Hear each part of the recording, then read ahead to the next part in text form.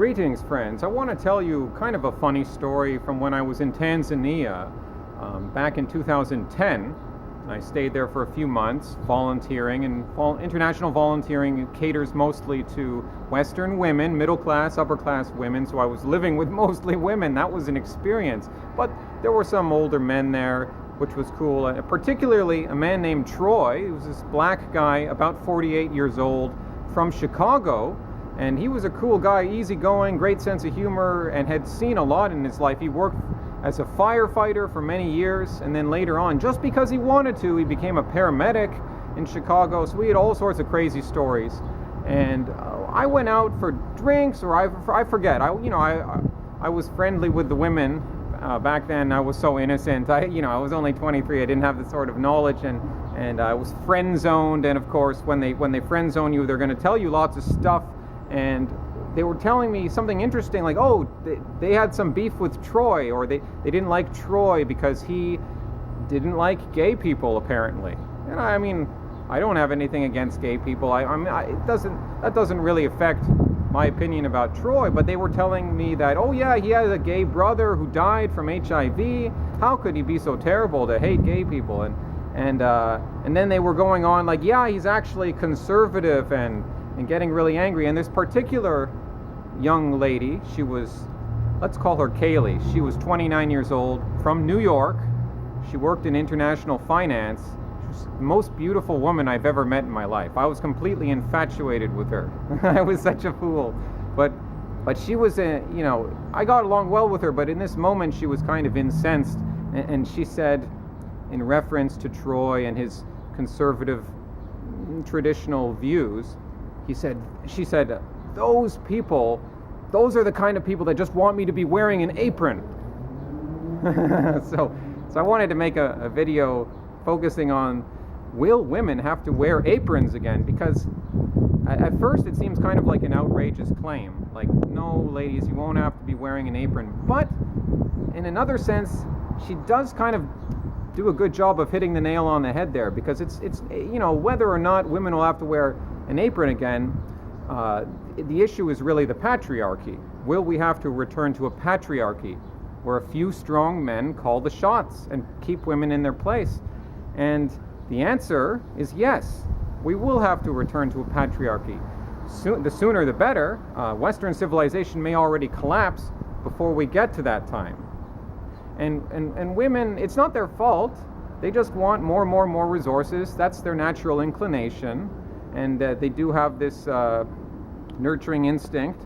So they often, it's not that they want things to get bad, they just can't imagine things getting bad and really declining. But that's exactly what's been going on for many years now. It just happens slowly, and some of the rot takes place under the surface. We're talking economically, we're talking the inflation of the dollar, we printed too much money, we're riddled with debt. We're more socialist than capitalist. This society is declining. So don't make the mistake of thinking the same thing that happened to the Western Roman Empire couldn't happen again.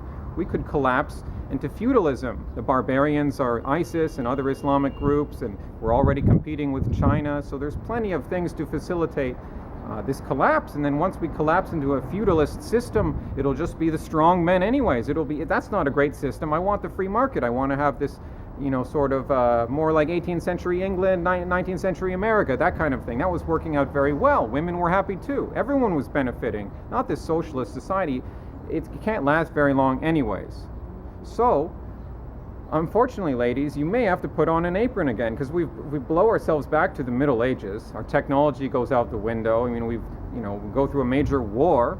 I mean, I know it's hard to imagine these terrible things happening, but yeah, if we're blown back to that level, then I mean, you'll just be at the mercy of your Lord, and you'll have to spend a lot of time cooking. So the apron is going to be useful for you. And you know what? After some time passes by, you won't even remember the past. So it'll be okay. You'll get used to the apron again. I'm not saying you should wear an apron. I'm not saying this is great. I don't hate women. I'm just saying, the patriarchy is going to have to come back. So women are going to have to give up their right to vote. Can you imagine that? That's terrible. I know it sounds so terrible. But how else? Because women can't concentrate. They can't think about the future, just like they have no interest in knowing history. Men can do this.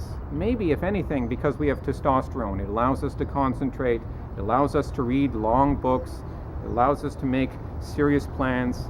It allows us to be thinking, being aware of what's coming, what danger is on the horizon. Women don't have that. We're structured differently. We're wired differently. It's not even women's fault. It's the weak men who listen to them. Justin Trudeau, Jeremy Corbyn. That's the real source of the problem. And all the weak men who form their minions and support what they're doing.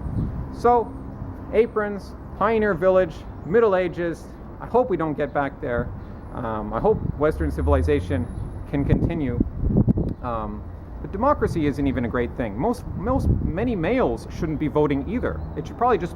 What did the Founding Fathers say about democracy? Benjamin Franklin said, democracy is 2 wolves and a lamb voting on what to have for dinner. Liberty is a well-armed lamb contesting the vote. So I'll just leave you with that thought. I'll just leave you with that, and again, may catch some flack for this video. I just want our economy to grow again, so we'll all benefit. But that takes some respect of tradition, and we've only succeeded with patriarchy throughout Western history. It's the only way we're going to survive. And that's all I have to say for now. Hasta luego, amigos.